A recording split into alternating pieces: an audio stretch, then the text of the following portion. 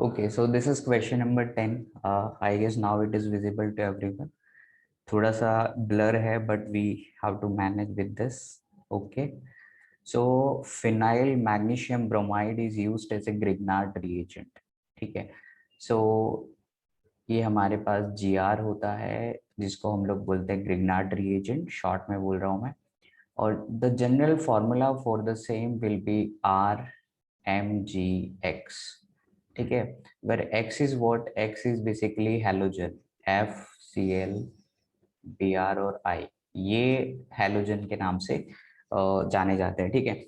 So we have something like R is alkyl group, magnesium and then X. ठीक है. So what is given over here? So phenyl magnesium bromide. ठीक है.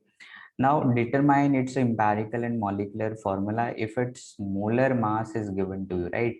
So already molar mass is given to you. What is that value? That is 181.313. Okay, so this is molar mass and the percentage data is given to you, that is carbon. Okay, so carbon का value दे रखा है 39.74. और भी data है but इतना चलेगा. Then we have hydrogen, so that is 2.77. Then we have magnesium, इसका data आपको दिया है 13.4. And we have B R. Okay, data is 44.06. So these are the percentage values. अभी हम इसको करते कैसे थे? We have to divide it by atomic weight. ठीक है, तो बस आपको कुछ करना नहीं है, यहाँ पे इसको डिवाइड करना है 12 से. This has to be divided by 1. This need to be divided by 24. Magnesium का एटॉमिक जो वेट होता है वो 24 होता है. और ब्रोमीन है उसका वी कैन टेक 80. ठीक है, सो 79 होता है, 79 point something something. You can make this thing 79. अभी आपको ये सिंप्लीफाई करने का है, राइट? सिंप्लीफाई करने के बाद में आपको एक रेशियो प्रेडिक्ट करना है. सो इसको सिंप्लीफाई करोगे तो आपको कितना मिलेगा? 3.3 ratio 2.7 ratio 0.5 0.5. 3.3 ratio 2.7 ratio 0.5 and 0.5. ठीक है, so this is the ratio. Okay, now you have to pick the smallest one in order to make it integer, right? So smallest one is 0.5 only. So you can divide all the numbers by 0.5. ठीक है, सबको आप 0.5 से divide कर दीजिए. How much you are getting approximately? Sir, 6.6 ratio 5.4 ratio 1 and 1. 1 and 1. Okay, now यहाँ पे क्या हो रहा है कि अप्रोक्सीमेशन करते time we are facing some problem, right? तो क्या होता है इसमें कि अभी इसमें देखिए ध्यान से कि अगर आप 6.6 जो है इसको अप्रोक्सीमेटली 6.5 मान के ऐसा लिख देते हैं कि दिस इज लेट से 13/2. इस तरह से आप लिख सकते हैं. सो अगर आप इसको ऐसे लिखते हैं 13/2, सो ये जो 5.4 है इसको भी 5.5 मान के हम क्या लिख सकते हैं? 11.2 लिख सकते हैं. Then we have some like 1:1. तो मैं इस रेशियो को सिंप्लीफाई करके ऐसे भी लिख सकता हूँ 13:11:2:2. Is that clear to everyone? ऐसे हम कर सकते हैं, right? Yes, sir. Okay, great. Now what is the problem in this? अगर हम लोग एम्पिरिकल फॉर्मूला इस तरीके से बनाते हैं, so what happen in this case? We are actually end up getting the chemical formula like this: C13H11 and Mg2Br2, right? Now you have to verify with the molecular mass given to you. Suppose if you are calculating, this is empirical formula obviously. Now if you are going to calculate empirical formula mass for this compound, what you get? So 13 multiplied by 12 plus 11 multiplied by 1 plus 24 multiplied by 2 plus 79 multiplied by 2. How much you are getting over here? क्या वो 181 के बराबर है? If it is not equal to 181 or less, देखो empirical फॉर्मूले में क्या होता है, जो मास आना चाहिए या तो वो लेस आना चाहिए या फिर मॉलिक्यूलर मास के इक्वल आ सकता है, क्योंकि मैंने आपको बताया था कि मॉलिक्यूलर फॉर्मूला का जो मास होता है that will be n times empirical formula का मास, राइट? सो कभी भी empirical formula greater than molecular formula तो नहीं आना चाहिए। समझ में आ रही बात? बिकॉज n की वैल्यू आपके पास 1 हो सकती है, 2 हो सकती है, 3 ऐसे होगी। ठीक है, आई hope it is clear. So this formula is absolutely not incorrect, I would say. Why? Because if I'm going to calculate the molecular mass, it will be definitely greater than 181, which is given in the question. Clear hai baat? Sir, Yes. sir, I have a doubt regarding like we have a 5.4. So can we take it as 5.5 because it is a 4? So, See, if generally in case of approximation, what we are doing, we are assuming the closest value. ठीक है, we are not that accurate, but we are making some assumptions. So in this case, what I'm doing, 6.6 I'm assuming, let's say 6.5, and 5.4, if we are applying the rule based on the round off technique, so we cannot increase this 5 point, we are not able to increase 5.4 to 5.5. That is incorrect according to round off technique. But we are actually not using that round off technique over here. We are making it 5.5 in order to have a better ratio over here. Makes sense? yes, sir. Right? Okay, we are not actually applying round off technique. If you are applying round off technique, it is not possible to write 5.4 equivalent to 11 by 2. It is not possible in that case. In that case, we have to keep it 5. Okay, in that case, we have to keep it 5 over here, and this will become 10, right? So still, if we are considering this ratio, still it does not make any sense, because over here you will be getting 10, and see these data is very large values. ठीक है, अगर आप इसको calculate करेंगे तो 181 से तो ये ज्यादा ही आने वाला है, और अगर ये 181 से ज्यादा आने वाला है तो अब हमारे पास में कोई चॉइस नहीं है। ठीक है, so we have to assume this as a 6, and hydrogen को हमें 5 मानना पड़ेगा, एंड 1 and 1। ठीक है, so carbon, hydrogen, then here we have magnesium, and here we have Br। अगर हम ये अजम्पशन लेके चलते हैं तो हमारे पास देखिए जो डेटा है वो मैच हो जाएगा। 12 multiply by 6 plus 5 multiply by 1 plus 24 plus 79। ठीक है, अब आप इसको ऐड करके देखिए आपको कितना डेटा मिल रहा है। Is it near to 181? Yes, it is near to 181, right? So that's why the correct empirical and molecular formula will be C6H5MgBr।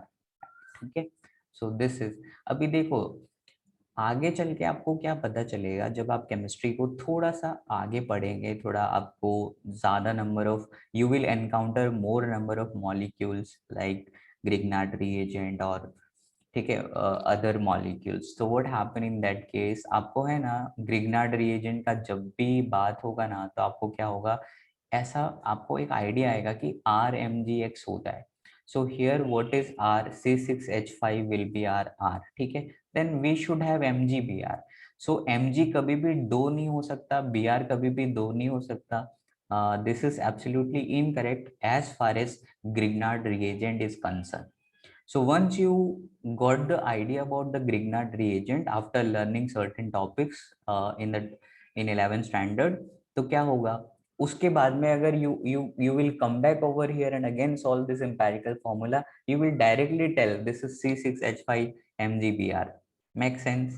Right now you are finding it difficult because You don't have idea about the Grignard reagent. Clear है? Yes, sir.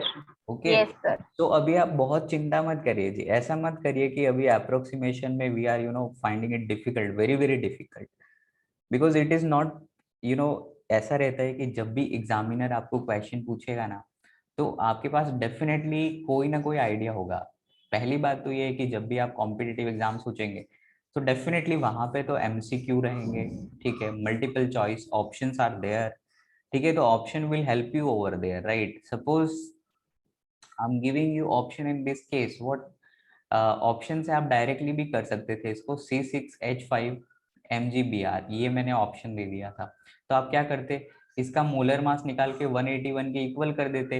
Why we are going to solve this thing, ठीक है, we are not interested because these are the time wasting thing. Clear हो रही है बात? आप directly इसका molar mass count करिए और इसके बराबर आ रहा है तो आपका आंसर आ गया ना। Why we are doing all those stuffs, ये सब बोर्ड एग्जाम में लिखने के लिए होते हैं बच्चे, ठीक है। If you are writing board exam, school exam, तो उस टाइम पे आप इस तरह से प्रोसेस दिखाइए ताकि एग्जामिनर को समझ में आए कि हाँ you are writing the correct thing.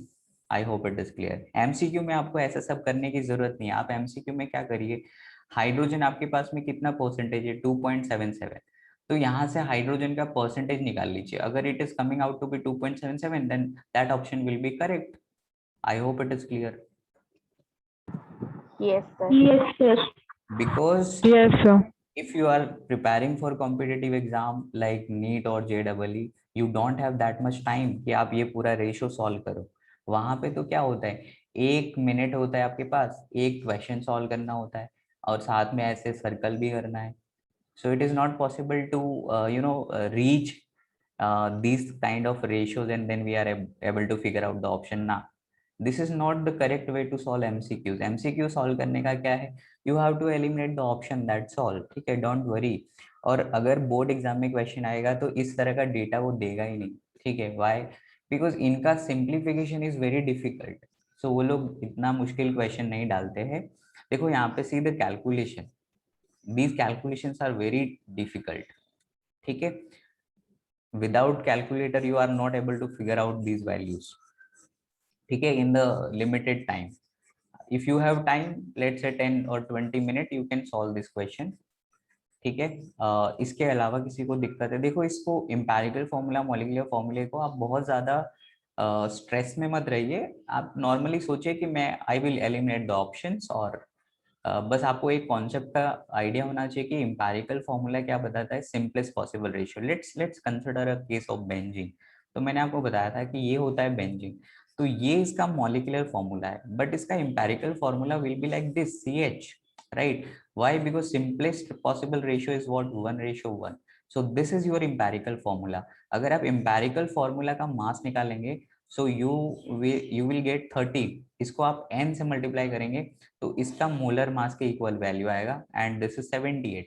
अगर आप इसमें सॉल्व करोगे तो n का value you will be getting 6। तो अभी आप क्या करते हैं, यहाँ पे 6 से मल्टीप्लाई करते हैं, you are writing like this. तो ये हो गया आपका मॉलिक्यूलर फॉर्मूला, ठीक है। सो बेसिकली आपके दिमाग में ये होना चाहिए कि एम्पेरिकल फॉर्मूला मास जो भी आएगा वो लेस आएगा मॉलिक्यूलर फॉर्मूला मास से, या फिर उसके इक्वल आ सकता है। व्हाई? बिकॉज n की value n is equal to 1 भी हो सकती है, तो यहाँ पे हो सकता है 78 हो और 78 हो, इस तरह से भी हो सकता है। सो empirical formula mass can be equal to molecular formula mass, but empirical formula mass never be greater than molecular formula mass, ठीक है। that this is one trick to eliminate option। other trick is what, you can calculate percentage of any element, if it is satisfying, the value is equivalent to this, then you can select that option as a correct option। make sense? don't solve this whole process, right? ये process आपको करना होता है, but that that process you need to follow in the subjective answers, right? if you are writing board examination or school examination, in that you need to write these things। otherwise if you are appearing for MCQ paper, don't do this, ठीक है। it will consume lot of time, और उसके बाद में आपको बाकी question करने में बहुत दिक्कत होगी। तो उम्मीद कर रहा हूँ आप अप्रोक्सीमेशन को लेके बहुत ज्यादा चिंता मत करिए। बाद में धीरे धीरे आपको क्या पता चलेगा इस तरह के जितने भी कंपाउंड्स हैं इन सबको हम पढ़ लेंगे, ठीक है, इन सब के बारे में हमें पता होगा। तो एग्जामिनर क्या करेगा, इन्हीं का डेटा यूज करेगा, जैसे CH4 है, C2H6 है, इन सब का डेटा यूज करेगा तो हमें पता चल जाएगा ना कि कभी भी कार्बन अगर 2 हैं तो हाइड्रोजन 10 तो नहीं हो सकते। समझ में आ रही बात? You can not write like this because this is absolutely not possible. Why? Because carbon have only 4 bond. Make sense? ठीक है, if you know this thing तो ऑब्वियसली आपको पता है कि 2 कार्बन होंगे तो how many hydrogen are there, only 6 hydrogen are there. Make sense? In order to have 4 valencies, ठीक है, in order to complete 4 valencies. Make sense? अभी अगर आप if you are getting C2H10, this formula is absolutely incorrect, और ये तो आपका common sense भी आपको बता देगा कि ये मैंने गलत निकाला है। I hope now it is clear. तो कंफ्यूज नहीं होना है आपको, अपने आप चीजें पता चल जाएंगी धीरे धीरे, ठीक है।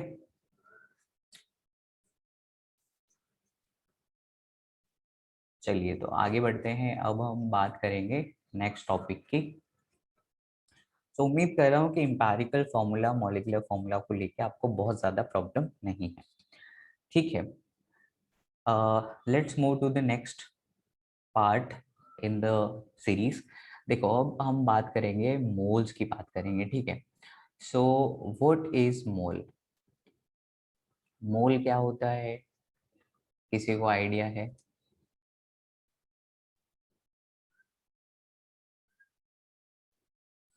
ओके, देखो मोल एक नंबर है, ठीक है, जो कि हमने डिफाइन कैसे किया है कि नंबर ऑफ एंटिटीज, ठीक है, if number of entities present है किसी भी स्पीसीज के अंदर, and these number of entities must be equal to number of atoms in 12 gram of C12 isotope, ठीक है।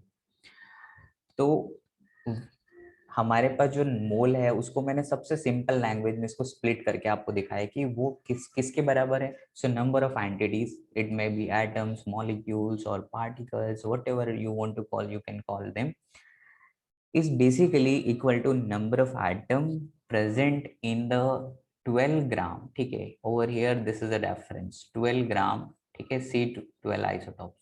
तो कार्बन 12 के जो नंबर ऑफ एटम्स हैं वो 12 ग्राम में कितने हैं उसके इक्वल होगा, और ये वैल्यू होता है बेसिकली 6.02 इंटू 10⁻23।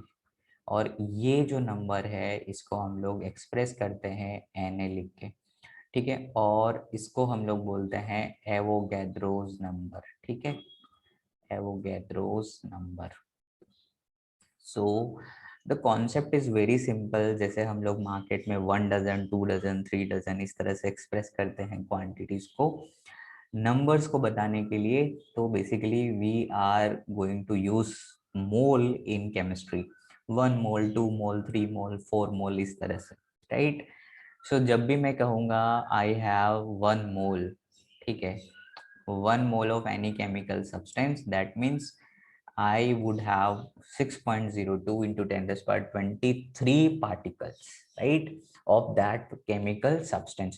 जो भी chemical substance लूंगा उसका जो 1 मोल अगर वैल्यू में बोलता हूँ तो क्या होगा, 6.02 into 10⁻23 entities, 23 particles are there। In chemistry particles का क्या मतलब होता है, अगर हम बात करें कि पार्टिकल्स कौन कौन से हो सकते हैं, तो हमें हो सकता है एग्जामिनर पूछे एटम्स निकालिए, हो सकता है एग्जामिनर आपसे पूछे कि मॉलिक्यूल निकालिए, हो सकता है एग्जामिनर आपसे बोले कि प्रोटॉन निकालिए, हो सकता है एग्जामिनर आपसे बोले कि इलेक्ट्रॉन निकालिए, और हो सकता है आपसे एग्जामिनर पूछे न्यूट्रॉन निकालिए, ठीक है। तो एटलीस्ट आपको atom, molecule, neutrons, protons, electrons and one more is there that is called ions, ठीक है। तो इतनी सारी चीजों के बारे में आपको क्वेश्चन पूछेगा, ठीक है। नाउ हाउ टू डिटरमाइन मोल। सो मोल निकालने का सबसे आसान तरीका होता है वेट, जो भी आपको वेट दिया हुआ है, this is definition of mole. Weight you need to take this in terms of gram divided by molar mass। अगर आपके पास में मॉलिक्यूल है तो मोलर मास लिखेंगे, और अगर एटम है तो you have to write atomic mass. ठीक है, सो एटम होगा तो एटॉमिक मास से डिवाइड करोगे, मॉलिक्यूल होगा तो मोलर मास से डिवाइड करोगे, और वेट को आपको ग्राम में रखना है। This is how we are going to calculate moles, right. अब आप कोई भी मोल्स निकालेंगे तो इस तरीके से इस पर्टिकुलर फॉर्मूले को यूज करके आप मोल निकालेंगे, ठीक है। So this is the idea. Now let's have some more terms जो यूज होती है in order to calculate moles. एक होती है जिसको हम लोग बोलते हैं एसटीपी एनटीपी टर्म्स, आपने नाम सुना होगा। सो एसटीपी, इसको हम लोग बोलते हैं स्टैंडर्ड टेम्परेचर प्रेशर, ठीक है, standard temperature and pressure. Now standard temperature की वैल्यू जो होती है उसको हम लोग बोलते हैं 0 डिग्री सेंटीग्रेड या फिर 273 केल्विन, ठीक है। और प्रेशर की value we are generally using 1 atm, ठीक है, और some time we also use 1 bar, ठीक है। तो दोनों में थोड़ा सा फर्क होता है, I will let you know what is the difference. So STP पे क्या होता है, सपोज 1 मोल ऑफ गैस, ठीक है, 1 मोल ऑफ एनी गैस, कोई भी गैस है, वो क्या करेगा, ऑक्यूपाई करेगा 22.4 लीटर वॉल्यूम, ठीक है। So 1 mole is basically related to 22.4 litre, लेकिन ये बात किसके लिए है, ओनली वैलिड फॉर गैस, ठीक है। तो ये गैसेस क्वांटिटी के लिए वैलिड है।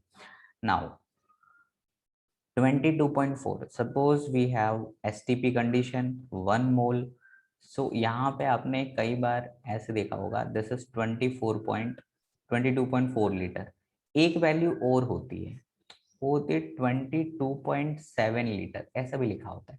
तो ध्यान रखना है कि यहाँ पे टेम्परेचर की वैल्यू तो 273 केल्विन ही होगी, बट प्रेशर की वैल्यू इस बार यहाँ पे एटीएम होगी, एटीएम यूनिट में, और यहाँ पे प्रेशर की वैल्यू होगी बार में, ठीक है। तो this is equal to 1 bar, this is equal to 1 atm, ठीक है। तो यहाँ पे बार में जब वैल्यू आपको दे रखा होगा तो दिस इज 22.7, थोड़ा सा ज्यादा होता है। अब इसका रीजन क्या है, तो यहाँ पे एक चीज याद रखिएगा, प्रेशर की वैल्यू अगर हम कन्वर्जन देखेंगे तो 1 atm is coming out to be 1.013 bar, ठीक है। तो बार थोड़ा सा छोटा यूनिट है कंपेयर टू एटीएम, ठीक है। और प्रेशर और वॉल्यूम में इनवर्स रिलेशन होता है, यानी कि प्रेशर बढ़ता है तो वॉल्यूम कम होता है। We'll discuss these things in the upcoming sessions while discussing the gaseous state or states of matters topic, but फिलहाल अभी इतना ही याद रखेंगे। So अगर आपको STP का कंडीशन दिया है और आपको बोला है कि 1 mole is there, that means 22.4, तो ज्यादातर केसेस में आपको यही वैल्यू पिक करके रखना है, ठीक है। एक होता है NTP, normal temperature pressure. So what is the difference, only temperature value is going to be change, and that is instead of 273 now we are having 298, that is 25 degree, ठीक है। So that is NTP, okay. So अभी इसमें बहुत ज्यादा PhD is not required, STP NTP का बस idea होना चाहिए। जब भी हम एनटीपी बोलेंगे टेम्परेचर की वैल्यू हो जाएगी 25 डिग्री, दैट्स इट, ठीक है। नॉर्मल टेम्परेचर प्रेशर, बाकी सारी चीजें सेम ही रहेगी। एनटीपी होगा तब भी 1 मोल कितना ऑक्यूपाई करेगा, 22.4, ठीक है। तो 22.4 लेके ही आपको आंसर निकालना है maximum time. 22.7 not not important, अगर हम लोग जनरल कैलकुलेशंस की बात करते हैं तो ज्यादातर केस में आप 22.4 लेके चलोगे, आंसर आ जाएगा, ठीक है। So now we are going to draw Y map for the same C. यहाँ पे हमारे पास है मोल, तो मोल कैसे निकालते थे, तो एक तरीका हमारे पास है weight upon molar mass. So this is one way to calculate. Other way to calculate is what, number of particle. Suppose आपको नंबर ऑफ पार्टिकल ऑलरेडी पता है, और हमें पता है कि 1 मोल क्वांटिटी किसको एक्सप्रेस करती है, Na को, ठीक है। तो Na से अगर आप डिवाइड करेंगे तो आपको क्या मिल जाएगा, मोल्स मिल जाएंगे। And one more way to do it, like if STP is mentioned, then volume occupied by gas in liter divided by 22.4. So this is also, this particular expression will also give you the moles, right? So this is how we are going to calculate moles, okay? So there are three ways. आगे चल के आपको पता चलेगा कि और भी तरीके हैं मोल्स निकालने के, बट फिलहाल आपको ये तीनों से काम चलाना है। नाउ एक क्वेश्चन आपके सामने लिखा हुआ है, इसको हम सॉल्व करने की कोशिश करते हैं। ये भी प्रीवियस ईयर से लिया हुआ क्वेश्चन है, आप यहाँ पे देखिए। बोलता है the number of atoms in 4.25 gram of NH3 is approximately. Now ये क्वेश्चन मैं आपके लिए सॉल्व कर रहा हूँ, फिर अगली बार आपको जो नेक्स्ट क्वेश्चंस हैं वो आपको सॉल्व करने खुद से। देखिए करना कैसे होगा इसको। तो सबसे पहले तो यहाँ पे देखिए आपको वेट दिया हुआ है। आपको बस इतना सोचना होगा कि NH3 एक मॉलिक्यूल है। अब NH3 एक मॉलिक्यूल है तो वो तो बहुत ही छोटा होता है, उसका वेट तो आप मेजर ही नहीं कर सकते अगर आप नॉर्मल तरीके से सोचेंगे। अगर आप 4.25 ग्राम देख रहे हैं तो इस this particular weight is significant. तो पहले हमें क्या निकालना पड़ेगा, मोल निकालना पड़ेगा। तो पहले हम निकालेंगे मोल्स ऑफ NH3। तो मोल्स को हम N से एक्सप्रेस करते हैं, मोल्स ऑफ व्हाट, NH3। अब मोल्स NH3 का कैसे निकालेंगे, 4.25 divided by molecular mass. So nitrogen का कितना होता है वैल्यू, 14 होता है। हाइड्रोजन कितने हैं, 3। तो मॉलिक्यूलर मास कितना हो गया, 17। तो यहाँ पे आ जाएगा आपका 17। क्लियर है बात। तो इस तरीके से मैंने लिख दिया कि 4.25 अपॉन 17, ये आ गए आपके मोल। अभी आपको पता है कि एक मोल यानी कि एक दर्जन, एक दर्जन का मतलब कितना होता है, 12 होता है। ठीक है, तो ऐसे ही अगर 1 मोल है तो हमारे पास ये वैल्यू है किसके बराबर, 6.023 इंटू 10⁻23। तो ये क्या बताएगा, ये बताएगा नंबर ऑफ NH3 मॉलिक्यूल। ये मॉलिक्यूल्स आ गए आपके पास। लेकिन ये क्या कह रहा है, नंबर ऑफ एटम्स बताइए आप। तो देखो एक मॉलिक्यूल NH3 का है, उसमें कितने एटम है, टोटल एटम है 4। कैसे पता चला, नाइट्रोजन 1 है, हाइड्रोजन 3 है, तो टोटल 4 एटम है। तो टोटल एटम्स अगर निकालने हैं तो 4 से मुझे मल्टीप्लाई करना पड़ेगा। अब आप ये पूरी क्वांटिटी को देखेंगे, सिंप्लीफाई करेंगे, तो जो भी आपको आंसर मिलेगा वो आपका आंसर होगा। अब देखिए कुछ स्टूडेंट इसमें भावुक हो जाएंगे, बहुत इसको कैलकुलेशन करना स्टार्ट कर देंगे। लेकिन सी द ऑप्शंस, आप ऑप्शन को एलिमिनेट करना स्टार्ट करिए। ठीक है, इसको सॉल्व नहीं करना है। आप देखिए सर वन, ऑप्शन डी। ये गलत हो जाएगा, ये भी गलत है और ये भी गलत है, बिकॉज यहाँ पे आप देख सकते हैं एक 6 का फैक्टर है, और 4 अगर आप देखेंगे तो 16 आ जाएगा। 16 डिवाइड बाय 17 करोगे तो डेफिनेटली ये 0.9 के आसपास रहेगा, और 6.023 make it 6, right. So this is your answer, option D, right. तो अभी ऐसा भावनाओं में नहीं चले जाना है कि मुझे ये मल्टीप्लाई करके देखना है, नहीं। एग्जामिनर आपसे कभी एक्सपेक्ट नहीं करता है कि स्टूडेंट इस तरह की मल्टीप्लीकेशन करे, वो तो आप 6 7 8 9 में करते ही हो। अभी आपको क्या करना है, you have to eliminate the options. आपको देखना है कि कौन सा ऑप्शन नहीं हो सकता है। ठीक है, सो उम्मीद कर रहा हूँ ये मैंने जो कैलकुलेशन करी है वो आपको समझ में आए होगी। देखो तरीका यहाँ पे क्या लगा रहा हूँ मैं, पहले मोल निकाल रहा हूँ। मोल के बाद में ऑब्वियसली अगर मॉलिक्यूल होगा तो मॉलिक्यूल्स निकलेंगे। मॉलिक्यूल्स कैसे निकलेंगे, बस मोल को आप किससे मल्टीप्लाई करोगे, Na से। उसके बाद में आप एटम्स को निकालोगे।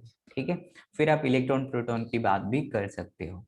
Let's have a look on the next page. अभी देखो यहाँ पे कुछ क्वेश्चंस आपको दिए हैं, ये भी सारे प्रीवियस ईयर के क्वेश्चंस हैं जो कॉम्पिटिटिव एग्जाम में पूछे गए हैं। तो आप देख सकते हैं कि नंबर ऑफ एटम, पहले आप इसको सॉल्व करिए, 1 मिनट का टाइम देता हूँ, आप खुद से सॉल्व करिए और बताइए आंसर क्या आ रहा है।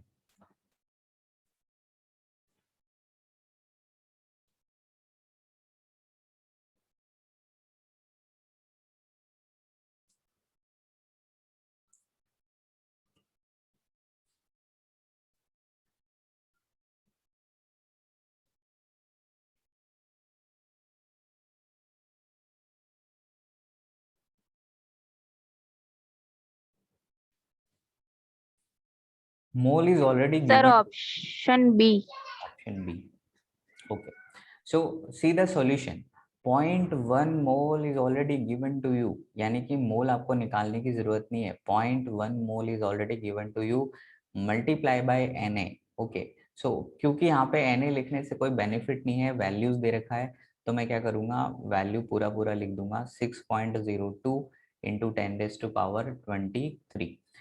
ये मेरे पास क्या आएंगे, नंबर ऑफ मॉलिक्यूल आएंगे। लेकिन ये क्या है, ट्राई एटॉमिक है। ट्राई एटॉमिक का मतलब होता है इसके अंदर एटम कितने हैं, 3 हैं, और मुझे क्या निकालना था, एटम। तो इसको सिंप्लीफाई करूंगा तो मुझे आंसर मिल जाएगा, इसको मल्टीप्लाई करूंगा तो 0.3 आएगा, 0.3 को 6 से मल्टीप्लाई करूंगा तो 1.8 आएगा, और 1.8 को 23 से मल्टीप्लाई करेंगे so answer will be B. Make sense? Clear हो गई बात? I hope it is clear. Now see, you have this question, इसको सॉल्व करेंगे। कैसे करेंगे? सो एसटीपी आपको बता दिया है मैंने। एसटीपी में क्या होता है, आपको मोल्स निकालने होंगे पहले तो देखो सॉल्यूशन करवा देता हूँ मैं आपको फटाफट से। इस पर्टिकुलर ऑप्शन के मोल कितने लिख लेंगे, तो आप बोलोगे 15 डिवाइडेड बाय 22.4, ये आ जाएंगे आपके मोल्स। नाउ ये बोलता है कि मैक्सिमम नंबर ऑफ मॉलिक्यूल, तो मैं मॉलिक्यूल कैसे निकालूंगा, I need to calculate molecules in this situation. So once I got the idea about mole, बस अब मुझे करना क्या है, यहाँ पे Na से मल्टीप्लाई करना है, ठीक है। Then let's consider the second option. इसमें भी एसटीपी का कंडीशन दे रखा है, so this will be 5 divided by 22.4। So यहाँ पे आ जाएगा 5 डिवाइडेड बाय 22.4 इंटू Na, ठीक है। और इसको आप देखेंगे, आपको दे रखा है 0.5 ग्राम, तो 0.5 ग्राम डिवाइडेड बाय 2, ठीक है, ये आ जाएंगे मोल। सो इसको आप सिंप्लीफाई कर लीजिए, 5/4, ठीक है, इंटू Na, ये आ जाएगा, इज इट। और 10 ग्राम O2, 10 gram O2 means 10 divided by 32, ये आ गए मोल। और इसको और सिंप्लीफाई करेंगे तो 5/16 इंटू Na। अभी आप इसमें सबसे बड़ा नंबर आप देखिए, सबसे बड़ा नंबर कौन सा है, तो देखो अभी Na आपको देखने की जरूरत नहीं, बिकॉज Na इज कांस्टेंट। तो आप ये वाली डेटा को देखिए, ये वाली डेटा को देखिए, ये वाली डेटा को देखिए, ये वाली डेटा को देखिए, which one will be correct? H2 sir. H2, ठीक है। So option C will be your right answer, because यहाँ पे आप देख सकते हैं कि ये वाला value, let me show you, देखो ये वाला वैल्यू क्या है, 1 से छोटा है, 1 से कम है, ये भी 1 से छोटा है, ये 1 से बड़ा वैल्यू है, और ये भी 1 से छोटा है। तो इस तरीके से आप दिमाग लगाएंगे तो आपको आंसर मिल जाएगा, आपको कैलकुलेशन नहीं करना है, ठीक है। अभी थर्ड क्वेश्चन आप सॉल्व करिए, ठीक है, 1 मिनट का टाइम लीजिए और सॉल्व करिए।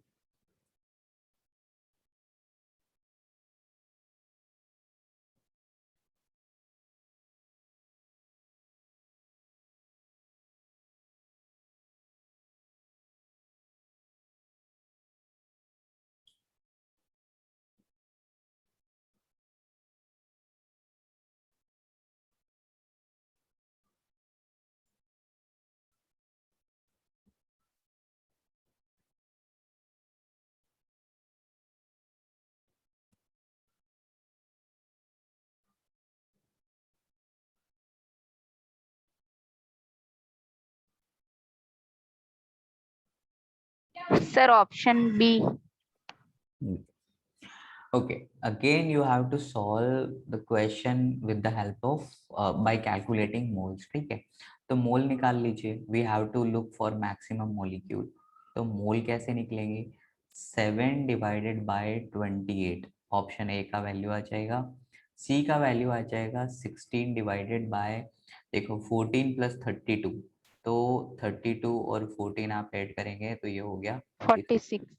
यहाँ पे 46 आएगा। और उसके बाद में यहाँ पे आएगा 2 डिवाइडेड बाई 2, और यहाँ पे आ जाएगा 16 डिवाइडेड बाई 32। तो सारी वैल्यू 1 से कम है एक्सेप्ट बी, सही है। तो बी आंसर आ जाएगा यहाँ पे। आपको पूरा सॉल्व करने की जरूरत नहीं है, आपको बस फ्रैक्शन का आइडिया होना चाहिए, ठीक है। उम्मीद कर रहा हूँ ये चीजें आपको क्लियर हो गई है, ठीक है। If anyone Yes have sir. Any doubt you can ask. सबको पता चल रहा है यहाँ पे? Yes, sir. Yes sir. ठीक है, चलिए आगे बढ़ते हैं। यहाँ से इस वाले क्वेश्चन को करिए। This question is little bit incorrect, इसको आपको करने की जरूरत नहीं है। इस क्वेश्चन को आप करिए और इसको करिए, ठीक है। पहले ऊपर वाले को करेंगे, चलो।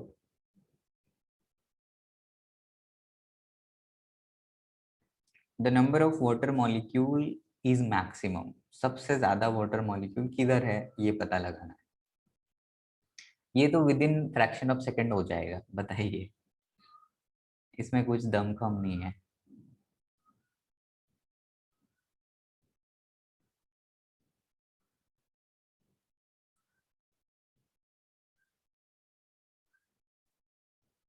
Which option is correct? Option C. C. Absolutely. Option C is correct because 18 mole of water will give you maximum value. 18 ग्राम का मतलब क्या होता है? 1 मोल, ठीक है। 1 मोल इंटू एन है, ठीक है। यहाँ पे क्या होगा? 18 इंटू एन है। 1.8 का मतलब होता है 0.1 मोल। और ये ऑप्शन डी तो बहुत ही रिडिकुलस है। 18 मॉलिक्यूल कहाँ कंपैरिजन करेंगे आप? 18 molecule is very less. Okay, so that's it, ये हो गया। Which is maximum number of molecule, ये बताइए।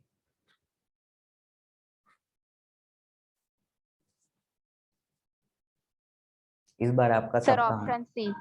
सी।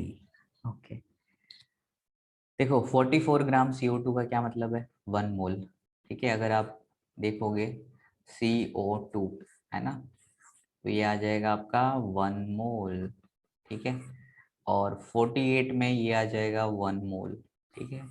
और 64 SO2 ये कितना बनेगा? 32 32 64, ये भी आ गया 1 मोल। और ये कितना आ जाएगा? 4 मोल। तो सबसे ज्यादा मोल कहाँ है? सी में। तो आंसर आ जाएगा सी। सब बात क्लियर है सबको? Yes, sir. ओके, अभी देखो, अगर मैं इसी क्वेश्चन में आपसे ये जानना चाहूँ कि आप है ना नंबर ऑफ आइटम्स बताइए मुझे, ठीक है। सपोज मैं कह रहा हूँ कि ये जो ऑप्शन वाला डी है, इसमें आप बताइए नंबर ऑफ एटम्स, ठीक है। सॉल्व करके बताइए मुझे कितना आ रहा है।